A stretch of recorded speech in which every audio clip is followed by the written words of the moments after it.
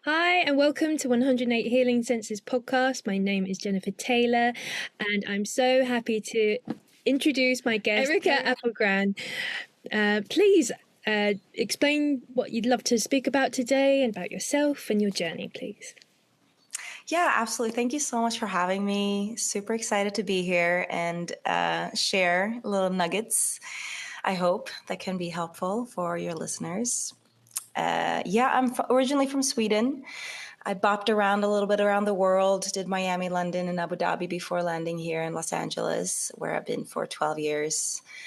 I am a classically trained actor. I've been working as an actor and model professionally for 15 years, something like that. Maybe a long time, a long time. I'm also a screenwriter and producer, director, all the things. Los Angeles is like a place of many hats. I feel like a lot of people are doing a lot of things, which is fantastic. And yeah, I do pretty much everything that's under the creative umbrella. And today, I wanted to focus on the self-love that I had a chance to experience because I was in an abusive relationship. And so I think it's so important to, especially because of the world today, just to really own in on yourself, to find that inner peace. And it can be challenging sometimes. And I'm just here to share my personal journey of healing, of self-love, that spiritual awakening. And just utilizing those challenging moments that for me was this abusive relationship. It could be something different for others, of course, and just utilizing that as a catalyst for deep transformation and, get out of those tricky situations as a victor instead of a victim, and just really owning in on all the love you can on yourself, Thank you. These are the kinds of stories and shares that the right person at the right moment will hear and think to themselves, oh my goodness, I'm that's the situation I'm in right now. I know I had a wake-up call. I think it was 2012 for me, and I was reading a Mind Body Green article in it, and it was about toxic relationships. And up until that point, I knew something wasn't right in the relationship I was in. And then I literally had it bullet pointed out. And I was like, oh my God, it's like I got an absolute slap to the head. And from there on in, then that was quite a massive milestone for me and my self-healing journey to date, through trials and tribulations. So absolutely get that forging, turning something that was so toxic into something so beautiful, which is itself, isn't it? So it's never a straight path. It's never like, oh, go this way and everything's gonna, it's always, you have to like dodge and a lot of things to figure out. And I think curiosity is the number one thing that one needs to have under their belt, just to really dig in. But it especially in those toxic relationships where it's so manipulative and maybe some gaslighting involved, and you don't know what it is. Like you said, like you might feel like, wait, is this how it's supposed to be? And, I had the same thing. It wasn't until I got out and I read this book called Psychopath Free. And I literally saw the points and I went, check, check, check, check. And even then I didn't really truly realize what an impact it had, because I never thought that I would be in that situation, and it's so interesting with that. I feel like when I meet people that are in the same situation or have this history of this relationship as well, it's always like that. I didn't know I would get in here. How would I end up in this? This makes no sense. Yeah, because they don't start showing their true colors. No, it's so sneaky. Darkness, they mirror your light as well. So darkness can and will mirror your light. So you see a reflection of your own light and love shining back at you. And then over time, they begin to reveal themselves more. From a soul level and soul experiences, you hit it exactly on the head. It's the soul lesson is moving from victim to victor. The no longer being in victim consciousness and being able to upgrade yourself to the space where you say, I deserve better. I deserve love. I don't deserve this treatment. And I'm going to make my way out of this situation and be safe and happy and well. However long that takes, however long that needs to take. Yeah, absolutely. Just taking that first step is so profound. And actually, if I'm getting from a very much more of a soul perspective, if you come higher than that, when you learn these lessons, you stop repeating them. You stop repeating them in this lifetime, and you don't repeat them in future lifetimes too. And as a secondary part, if you have any children, or you want to continue the lineage of your family, you're going to be healing generational trauma, so they won't have to try and resolve these issues and soul challenges that you've experienced, which probably came from your ancestors too. So absolutely. Don't I believe it? I was also looking up. I'm just in general a very, very curious person. So when this situation kind of started to crumble, if you will, I investigated all the things, and yes, the psychopath free for sure. I was like, oh shit, what was this? Like, did this really happen? Questions. But then I started realizing the karmic cycle of it, like you were talking about, the soul part of it, the lesson, and for me, I've always been very conscious of taking responsibility for things, meaning that I'm looking at it, which for whatever, however, everyone's going to be so different in this, right? For me, this helps me of looking at it as like, oh, how did I let this person in? There's a two-way street. Everything is not black and white. Why did I allow this? Why did I say yes to this? All that stuff, right? And understanding, because I had such a profound spiritual awakening, that was a big part of this, the karmic part of it, looking into karmic relationships, which also was one of those check boxes. Check, check, check, check. Like everything from that initial meeting that was so like two souls just needing to be around each other no matter what. Like I remember when I first met him, I was just like, oh my God, this man, I don't even know what's going on. I just want to be around him in any capacity at all. Like I just like suction, and he felt the same. And it's so funny. Yeah. And it's so funny. I listened to this podcast not too long ago, and they were talking about that. She's like, yeah, when I was younger, I was like, oh my God, this energy feels so amazing. Now I'm like, oh my God, trauma bonding. I'm going to go the other way. But you come up, and it's very important that we resolve any trauma that we have within ourselves, so we don't trauma bond. Oh, 100%. Yeah. And you're going to notice also, like, I remember after I finally got out of the situation, I started dating this other guy, and it was so clear that it was the same thing, even though in a different mask, in a very hot mask. But like I noticed, and I was like, whoa, I think we dated like 2 weeks or something, super short. But I immediately noticed it because I was like, oh my God, this is okay. Well, this reminds me of him. This way, this reminds me here. And I was like, oh shit, not doing this again. Oh, done. Yeah, done. And I'm just like, okay, good.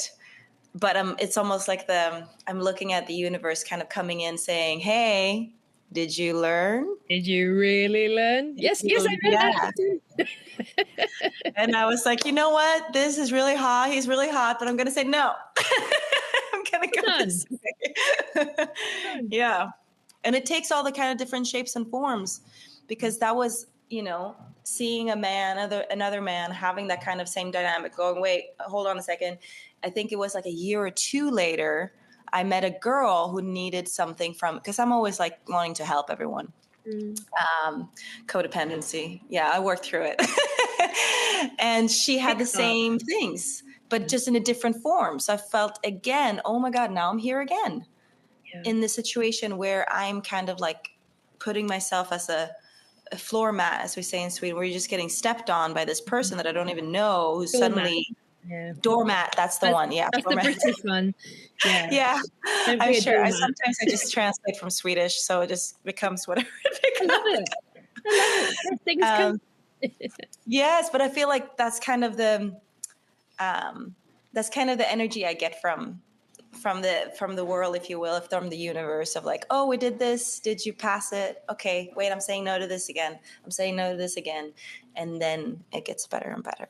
It does. It does. And actually, it's that I found a big part of me recognizing being in toxic relationships is that real honesty with myself as well. After that kind of hurdle of, whoa, this is what. Also, I don't know if many people can actually recognize what is a healthy relationship and what is a toxic one, because I would say on a global space, everyone's pretty traumatized. And I barely, like, growing up, maybe there's like one family. I've not, like, a friend whose family, like, they were really good to each other. They were really loving. Everyone else, oh, okay, two families, but everyone else, like, Lucky, I don't know what. yeah, everyone's traumatized. But what does that mean? People are going to be like nervous, like their nervous systems aren't going to be regulated, mental health issues, trauma from, ancestral trauma being carried on until now. There's so much wounding in the collective.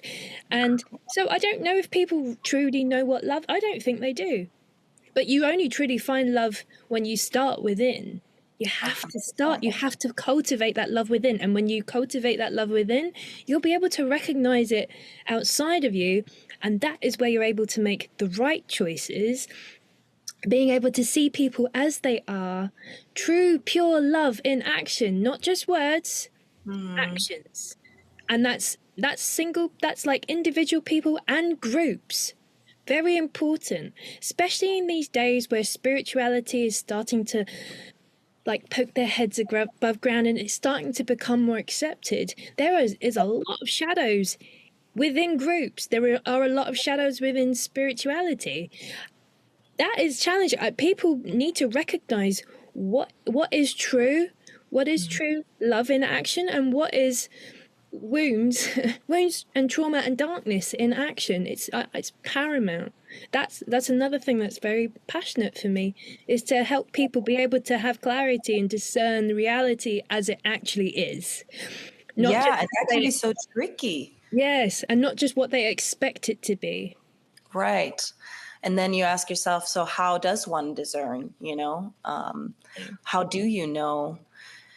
And I feel like Abraham Hicks is so great in that. It's just kind of like what feels good, what doesn't feel good. And sometimes it's also important to go down those slopes, those paths, to get into and have the actual experience and then go, whoa, okay, maybe not. I'm going to go this way. And now I've learned. Sometimes you do need, sad to say, I guess, in a way, you can talk about these things, but sometimes people do need to experience them to be able to carry that wisdom, because it's a completely different place. You're coming from a completely different place when you can understand someone from your own perspective. Like, I've actually lived this. I've actually experienced this. So I do know.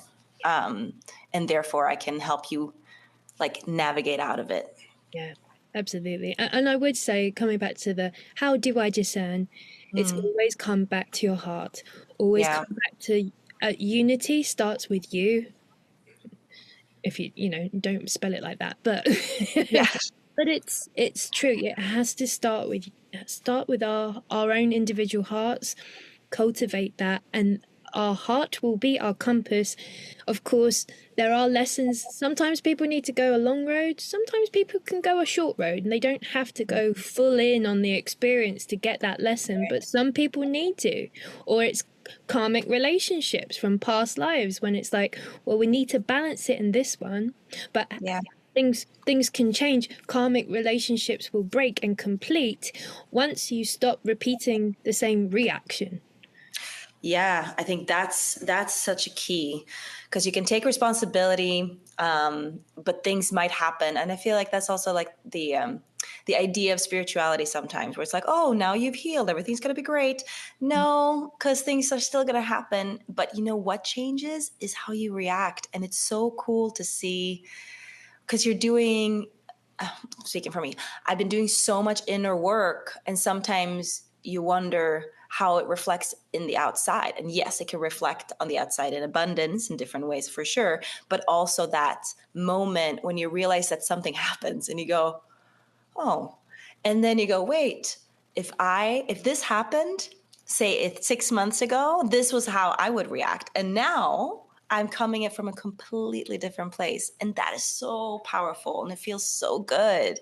You're like, oh, the stuff works, and you feel so calm and peaceful within despite all the chaos. And I think that is what I've gained from 2025. I know the year hasn't really started yet, energetically, but what I've understood is that this is going to be a tumultuous year.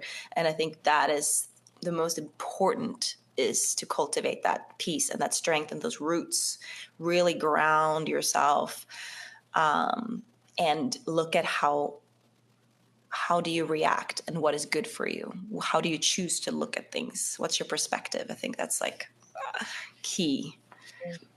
I love that. And absolutely.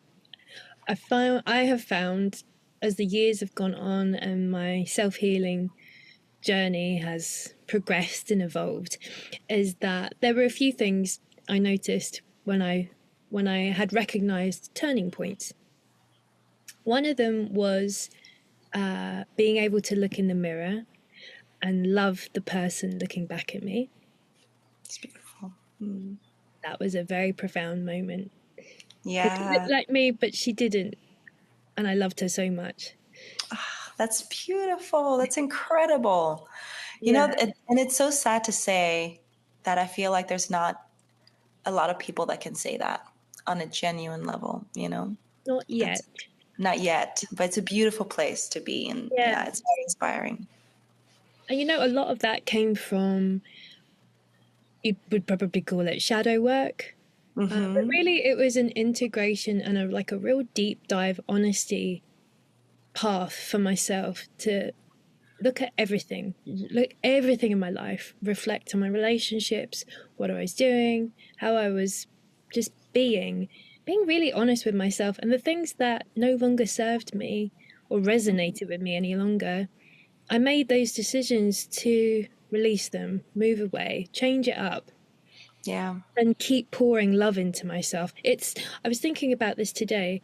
You know how, like, right now on Earth, everyone thinks that the simple things are it's almost like it's so hard to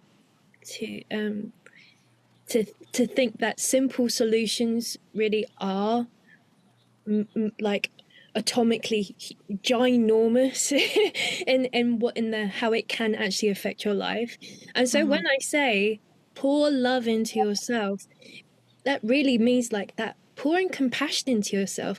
If you're starting to get triggered, one is like, okay, what's triggering me? If you can think, actually, it's not the thing outside of me, but it's like a flag to say, hey, look at this thing over here. There's something that you haven't looked at in a while, subconsciously. This is the trigger subconscious. It says, look over here, you need to look here, pour love into this, be really honest with yourself. Things need to change. And that might just simply be, have better boundaries. Build your boundaries. Boundaries. Yes, absolutely. Yeah, boundaries is such a big part. I feel like also as a woman, there's almost like an extra, I don't know, we're not supposed to, right? Say things or be vocal about certain things or set boundaries, because then you might be perceived in certain ways, because you're supposed to be this like little, quiet, cute thing in the corner kind of thing. Amenable to everyone. It doesn't work like that. No. That's where resent and obligation and bitterness grows. When you're not listening to yourself, you're not being acknowledged or heard from most importantly from yourself. You have to acknowledge yourself. If no one else is acknowledging around you, you need to start with you and then really distinguish who you want in your life, because those that are worthy and deserving to have you in their life must also be able to meet you at the bar that you set, and that's love, care, compassion, patience, kindness. Absolutely. And if they're grounded and, you know, they're regulated in their, their nervous system, bonuses.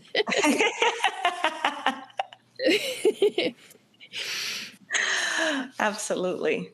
And it's so important to surround yourself with those people that are truly and genuinely cheering you on, you know.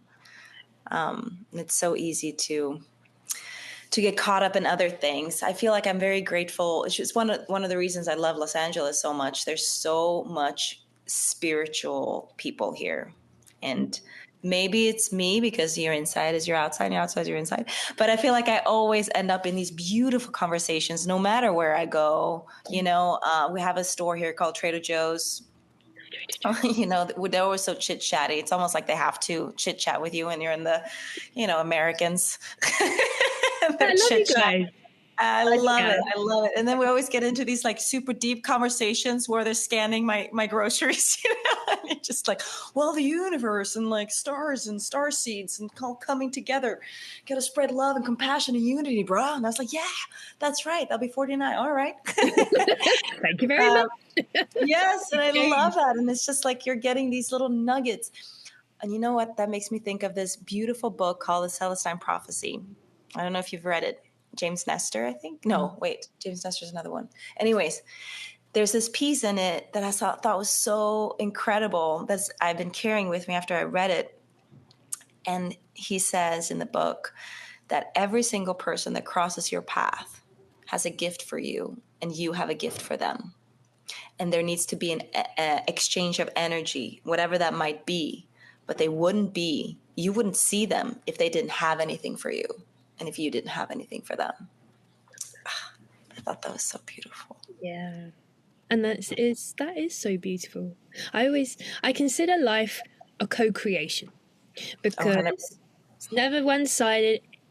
There's something for everyone. It's like a buffet. Everyone gets something that they like.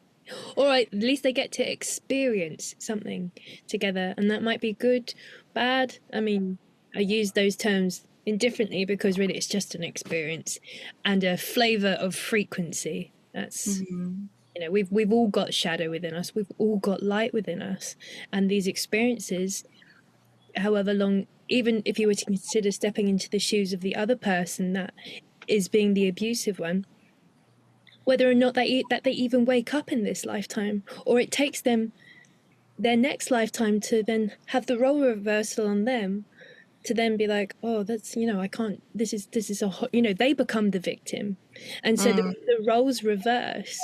So it really is that kind of soul family at a very high level, or at least souls that are assigned to us that match a frequency. And the same thing when you said, you know, I dated a guy for 2 weeks, but he was just the same as the other one, same frequency match. And that was the test of, no, I have learned this lesson. That frequency's done. I don't want that in my system. I reject that frequency. Reject an integration, in fact. You've integrated it, so you don't need any more of it. Oh my God. Reject is a word I use very, very often. My friends are a little upset. Whatever they say, I go, I reject that thought. That is something that I'm not taking in. Yeah. I'm not a part of that, you know. Yeah. I groove to my own rhythm. I love that. I'm similar. I think actually over time with the building really healthy boundaries, is that over time your energetic boundaries, your auric field strengthens as well. So when people are projecting at you, one, you can see the fact that they have their own trauma and they are projecting it on you. I do it for myself. So I tune in and ask myself, is this mine or is this theirs? If it doesn't resonate as mine, then I know that's their stuff, their wounds that are coming out. It's always good to listen, to reflect, to see, does any of this hit home? Because that keeps you, it keeps you balanced and open to receive, maybe I need some self-correction, and the universe is coming through these different experiences to say, hey, you need to self-correct on this. You need to come back into balance. You know, you've gone too much the other way. So it's a good practice. I find, again, it's just keep coming back to our hearts. Our hearts are the strongest compass. But I feel it in my body. Is this mine? No. Do I want it? Do I want to absorb this information? No. Yeah. You're like, I'm good.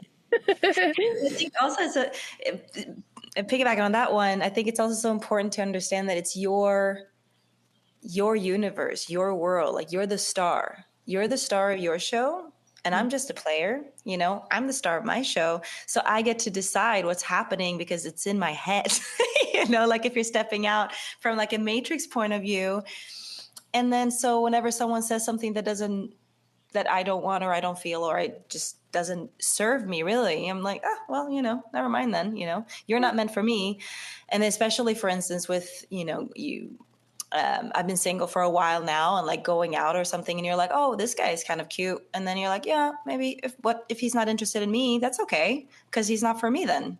And not being so, oh my God, doesn't he think I'm beautiful or whatever it is. It's so easy to be thinking about like, I'm not enough, but like, do I want this though? Am I willing to chase, if you will, something that doesn't want me back? I don't feel like that's a good vibe to be. It doesn't make me feel powerful. Like, what can I do for myself and tell myself and live my life in a way where I feel like the best version of me, where I'm like Peter Pan standing it, where I'm like, I got this, let's go, you know?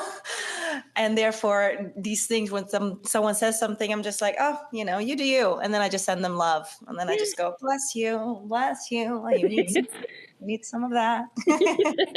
You're like constantly dancing through life. I kind of feel like that now. I'm like, oh, cha cha cha, just the other way. And Yes.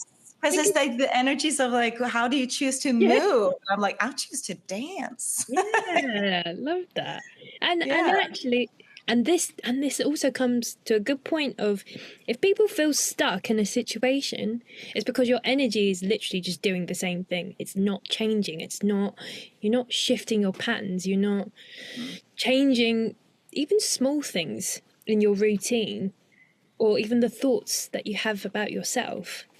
Even if you start there, and every time a negative thought comes up, talk to that and replace it with love. And that's Yeah. a really short way to really start beginning healing yourself, because being in toxic relationships, they make you feel insecure, they say lies, they have their own distortions, perceptions. The worst ones are when they're psychic and they're intrusive.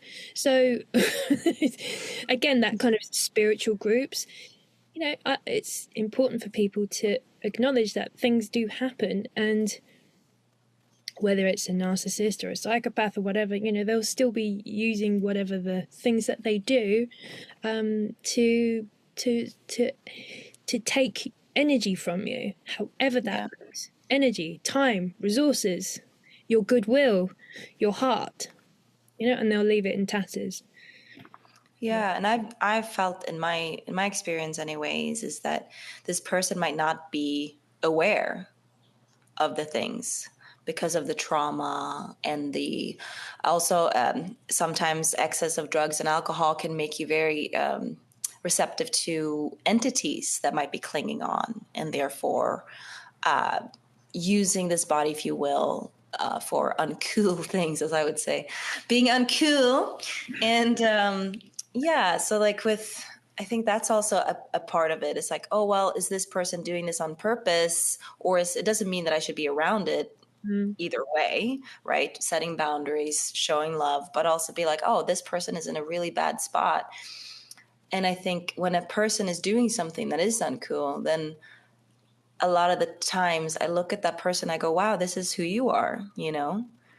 At least for right now, your frequency is reflecting. Yeah. You know, the inner darkness attracts external darkness as well.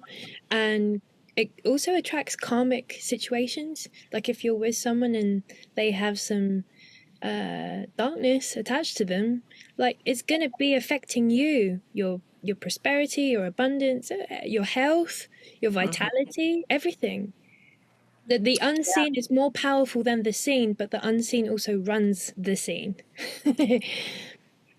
100%. I know they say that what we can see is only 10% of reality with our eyes. And I think that's pretty fascinating. And I think, like you're saying, like you do take on, because there's an energy exchange, and especially in sexual situations, I think that sex is one of the most powerful things that we can do in life, meaning it's an amazing tool for manifestation, for just cultivating energy that's really powerful. Mm. But if you're taking it on with the wrong person or with the person that might not match, did you know, which is I think is really cool, if a man is not meant for you, a woman gets a UTI. Mm. It's almost like your body knows, oh, I'm rejecting this dick. It's not for me, you know? Yeah, yeah. The body, like our Fascinating. bodies truly are temples. Mm-hmm. So divine, so wise. Our bodies are so wise and so beautiful. So beautiful. You know, you say those words to yourself and mean them. And if you don't feel like you really mean them in the beginning, you will after a while. Yeah. Really, and you'll want to like just be loving to yourself. And it's just so incredible to, like, when you really truly understand what the body's doing every single second for you to just breathe. Yeah. It's mind boggling. Like I have my gratitude practice every single day. And that's one of the things that I always am truly, genuinely grateful for. You know, I can walk, I can talk, I can breathe. I have all my organs. And I always say, thank you so much for making my body work perfectly, with all my organs working perfectly, and just setting that intention that everything is super duper, you know, within myself. And it's easy to just take for granted, you know? You know, actually, and you come to a good point as well. They call it mind heart coherence. I've had this in the past when if I've been on a spiral of doom. They're not so How do we all? yeah. Once a month. Yeah, but a really great way, if you get that often, I'm speaking to anyone who's watching this as well, is if you're starting to be like, oh God, you know, all these things are wrong, and you're feeling out of control and helpless, what you can do is just say all the things you're thankful for. I'm thankful for my body. I'm thankful for food. I'm thankful for shelter. I'm thankful for warmth. I'm thankful for books, whatever it is. And keep saying all the things you're thankful for, and you'll start to relax. And you'll come back into your heart, and it's a really powerful way to bring you back to your heart and not let your mind and thoughts take over, because it's easy to do, and we are in a society and digital age where we are being absolutely blasted with everyone's voice, everyone's in like thoughts about things. But coming back to your own thoughts, coming back to yourself, and listening to yourself is pivotal in your healing process.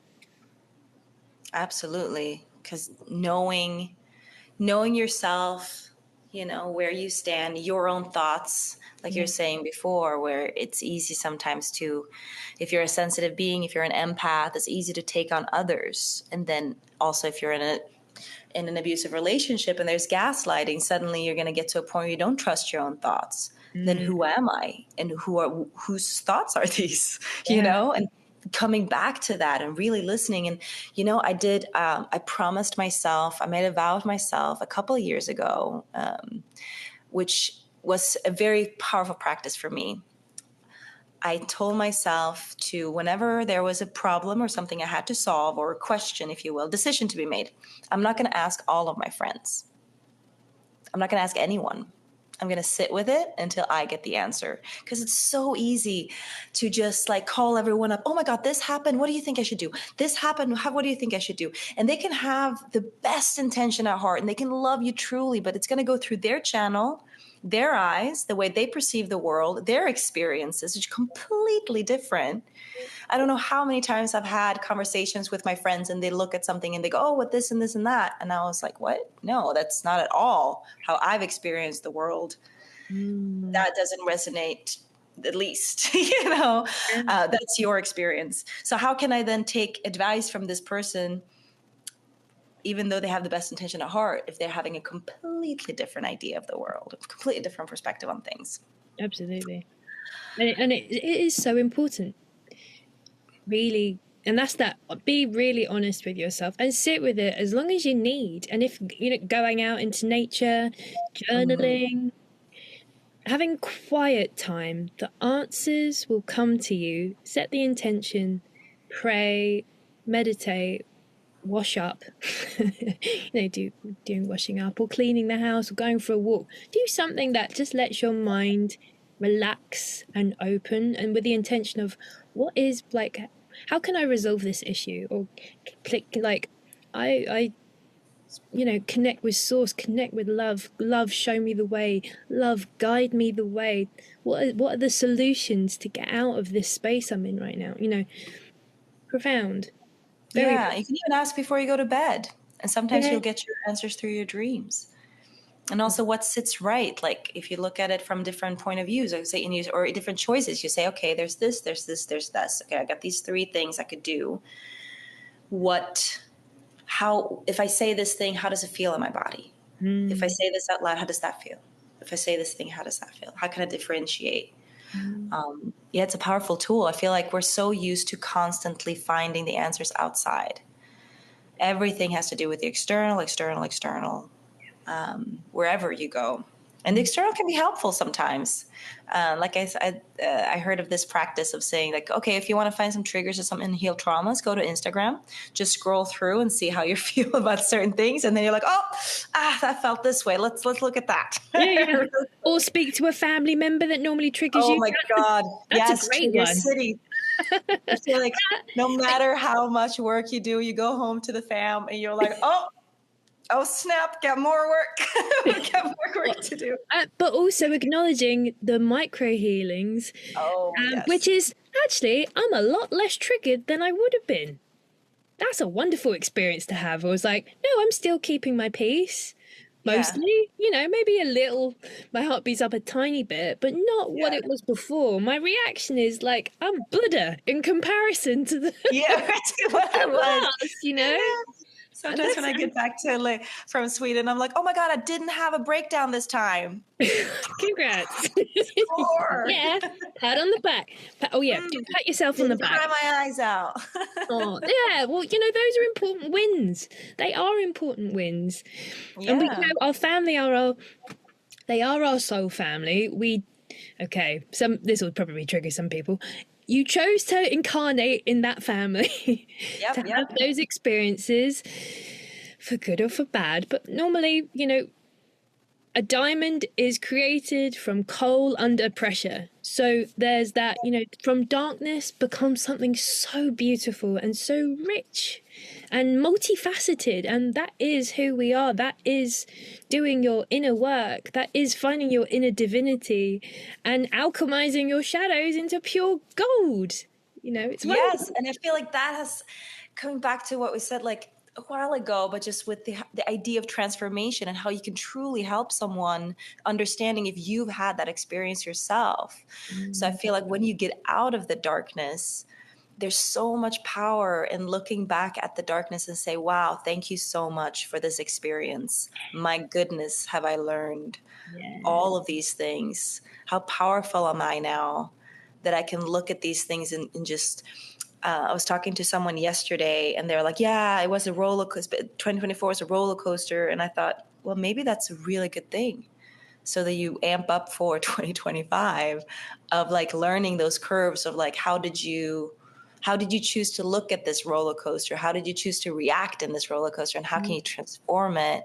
And maybe there were some golden nuggets within your roller coaster that you then can share with others and say, hey, this is what I learned. You can learn it too. So that you can have those tools to go through the storm, I love that. Yeah. And at least have the tools. So if and when pain and suffering does come up, you know how to navigate it more smoothly than you've ever been able to navigate it. How to regulate yourself, how to have a good support network around you. Yeah. So even if it's a very small one, doesn't matter. Just have some really good people in your life that you actually can trust. If you have to start with yourself, then start with yourself. From there on in, as you grow in love, you will also attract that love to you as well. Yeah, that's so true. That's so beautiful. My friend was telling me, I thought it was very profound as well, of like the idea of finding a partner, right? And how much love can they actually hold for you?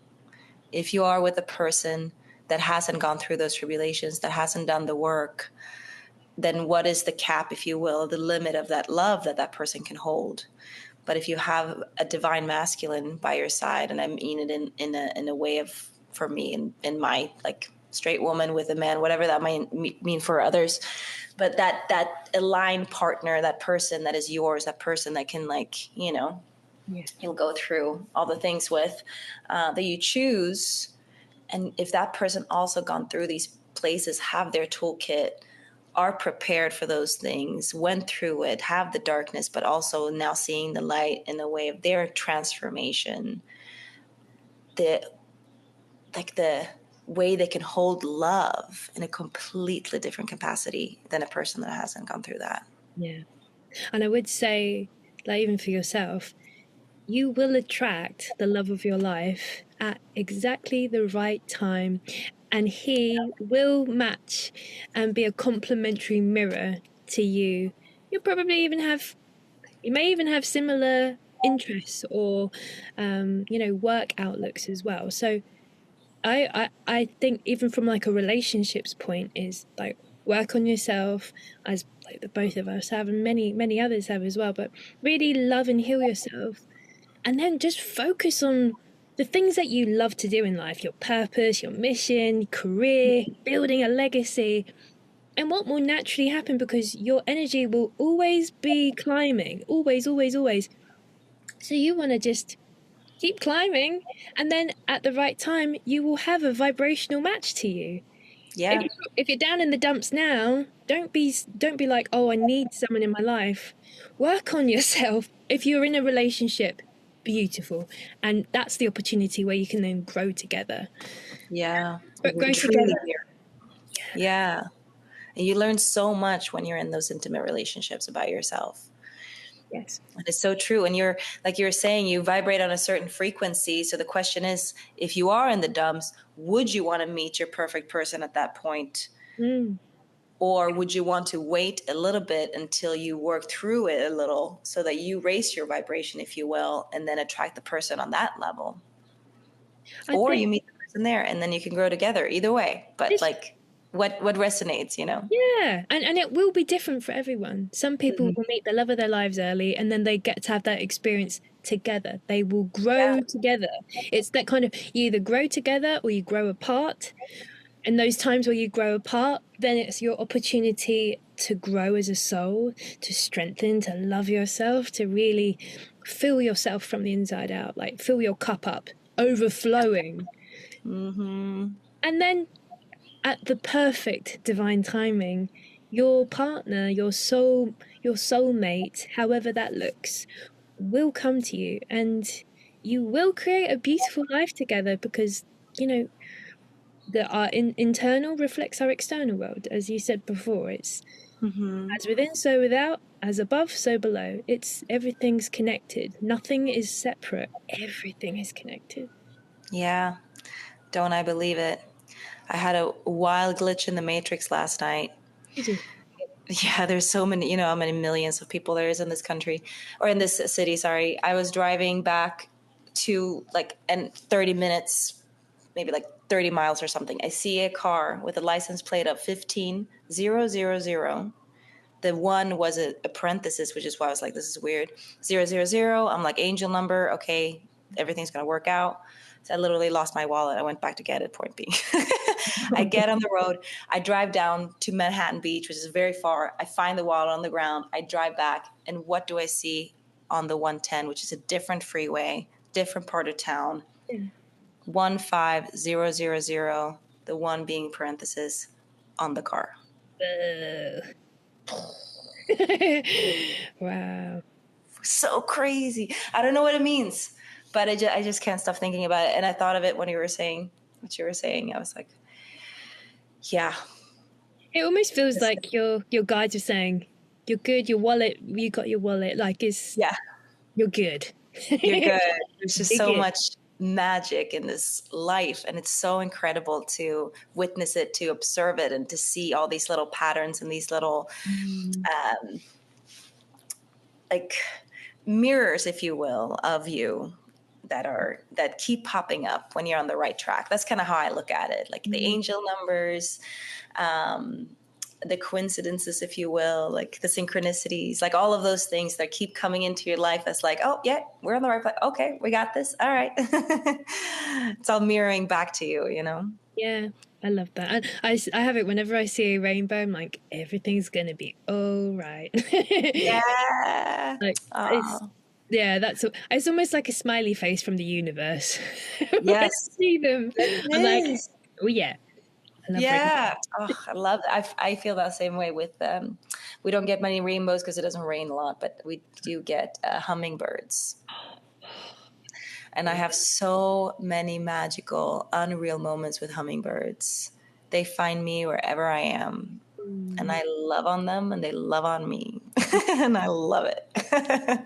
They are beautiful. I had an experience with a hummingbird when I was out in the States in San Fran, and it was very profound. And it was just hovering outside my window next to a palm tree while I was listening to, I can't remember what it was now. It was just a piece of music, but I was like, whoa, it was really profound. And they're so majestic, and they're tiny, and they're the only bird in the world that can fly backwards. And they're so loud.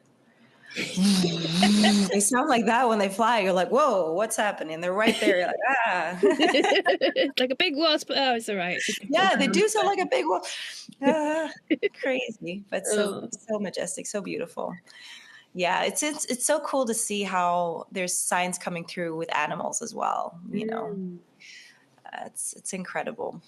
Yeah, animals are that kind of that hidden magic. You know, they can't speak, but you look into their eyes. It's the same thing with babies, and you're speaking with their soul, and it's so just wow. I mean, those small moments. Even if anything, just focusing on those. If you're having a hard time in life, yeah, focus on the sweetness in those small moments, and that just reconnecting to what it is to be alive. And there are reasons to live, really great reasons. Like, the pain and suffering doesn't have to last. If you acknowledge it, you can change it. And choose love. Always choose love. Choose love as your compass. yeah, so important, so beautiful. Yeah, you can transform anything. And I've seen it over and over again in so many people's stories, the most awful things, but you see them how they walked through that and came out the other way. And it's really just about choosing not to let that be your story, I think. Big part of it is it's so easy to say, oh, this happened to me and this happened to me and the world is out to get me, and now I feel this way and so on. But I think when you choose to say, well, I don't want to be that story. Who do I want to be? You know, who do I choose to be? Who do I choose to show up as every single day? Because it's not the easiest path, and it's not it can be, it's pretty rough. It can be pretty rough. It can be lonely at times. Very, yeah. Also, especially if you're in a position of feeling being codependent or trauma bonded, is actually the very thing that you fear is the very thing that could actually, well, it will help build yourself back up again. Have that alone time. Be away. You don't have to hook into somebody else to feel validated or, worthy of existence because you're with this person. No, it's that. Make quiet time. Have quiet time. Reflect. Connect with God. If you don't like the word God, connect with love and connect with your heart. Yeah, and connect with your body. And I think you can do that in so many different ways. And I was chatting with someone about it the other day, because meditation can be such a difficult word for some people. And I try to explain it to people that it's literally for you to prioritize to have a few moments with yourself in silence.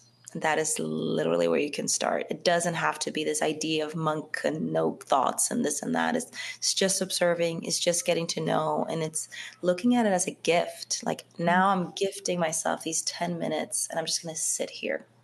You don't even have to close your eyes if you don't want to. You can just sit and just breathe and just be. It's just like you were saying earlier, we're getting bombarded constantly from left and right. And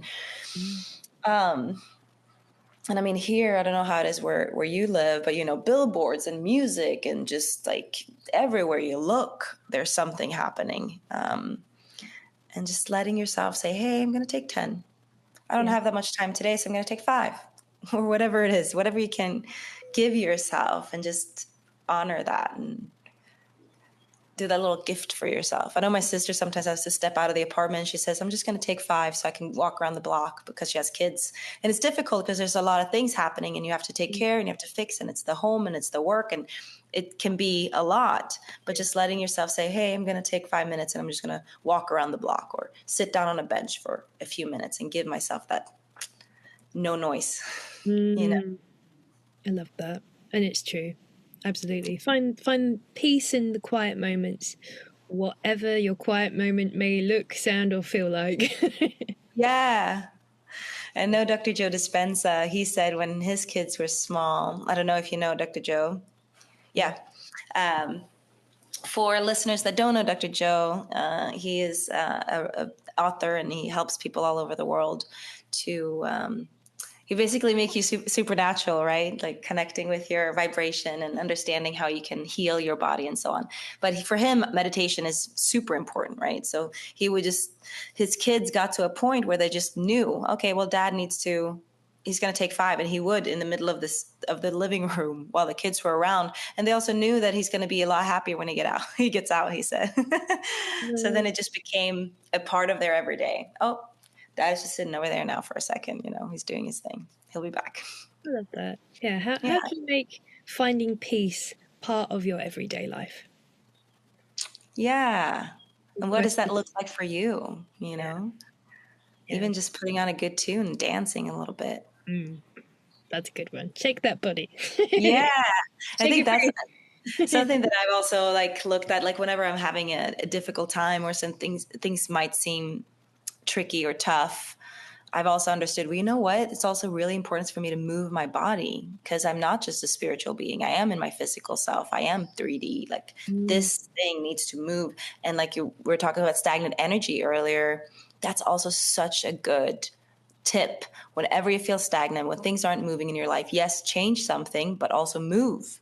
Get out, run, get your pulse up, get completely exhausted so that things can really move around.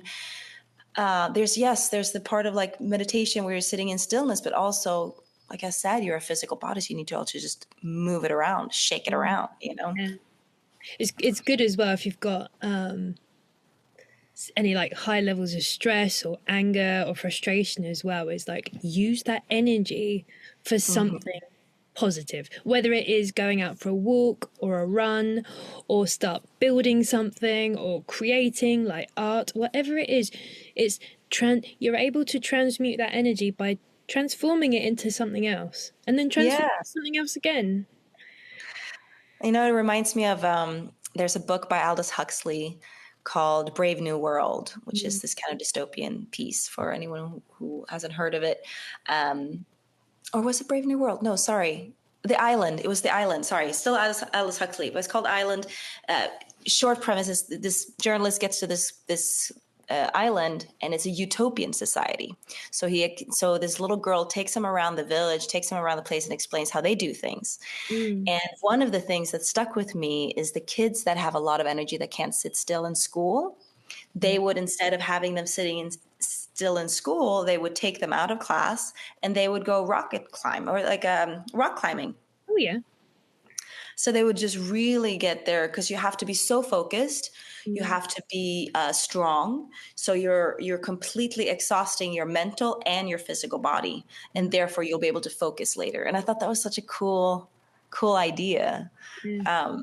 Just because with school systems, there's this idea of conformity and how everything is supposed to be, and everyone doesn't fit into that mold. The kids are meant to run around. Yeah. It's perfectly natural. Have you seen how much Kundalini energy they've got bottled up in these teeny tiny bodies? Like, because Oh, they need it to grow. There's that energy for a reason. That source energy is literally like a battery, so they're able to grow in size and hormones, and it's wild. yeah, it is. It's incredible. And you know what? We were talking about earlier with the families and how there's trauma in every family. I'm very, very excited to see, because there's so many people that are working on themselves now. There's so many people that are awakening, that are having their spiritual awakening, that are tapping into source in a completely different way that the earth has. And now these people are having kids. And it's going to be so cool to see these new beings that are coming in, because I know every baby that's coming in has a mission. No one's getting born without a mission these days, because it's needed in this, where we're at in the consciousness. And it's going to be so interesting to see how they're going to grow up with these parents that are aware, that have done the work. Yeah. How different is that going to be? What does that look like? Like, imagine growing up with parents that were aware of how the world works on an energetic level, who could teach you and give you the tools of how to work with other people and understanding why you are the way you are in your childhood, giving that toolkit for self-love as a child. Healthy attachment from a child, like not just leaving them to cry. It's like, but they want to be attached to you. Yeah, they don't even, I mean, in the beginning, they don't even know that you're separate. Yeah. And of course there's going to be trauma anyways, because there's no way that a parent can ever not traumatize their child, whatever that looks like. But still, like, it's going to be an incredible change, I think, in how people grow up. And parents and families will be, sorry? You can give them the tools, like, even if there's, you can teach them how to work with them. Yeah. And things can be mitigated as you go along, like apply the tools. So even when things come up, then everyone in the family comes together to support each other. Very important. A healthy family unit, that's something that, paramount for Earth. Yeah. We're in the real crises of healthy, balanced families that support and love each other.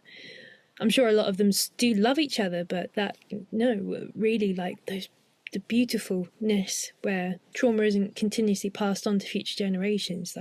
But that's the direction we're heading in, is healthy, happy, loving, supportive families. And I'm so happy and excited to see how everything develops over the coming years in my lifetime and beyond. So Interesting times. absolutely. We live in incredible times. We do. To be a part of this. It's really, fascinating. Very fascinating. Absolutely. Well, thank you so much, Erika. It's been a fabulous chat with you. Thank you. How can people connect with you? You can connect with me through Instagram. It's going to be my name my last name, so Erika.Apelgren. That is my Instagram, and that's where you can reach me. Fabulous. And if you want to check out some of my projects, you can look at my website, which is erikaapelgren.com, and there you can look at some of the work that I've got rocking right now. Super. Excellent. I'll add links, and I think it's been a beautiful chat, and we've certainly covered a lot. Yes, thank you so much. It's been so inspiring. What a wonderful start of the day for me. Love it. And lovely end for my day as well. So yes. Thank you. All right, Erika, thank you so much. And thank you for everyone watching as well. And be sure to like, subscribe, and share with your friends, and drop a comment, and look forward to seeing you in the next episode. Thanks for now. Bye.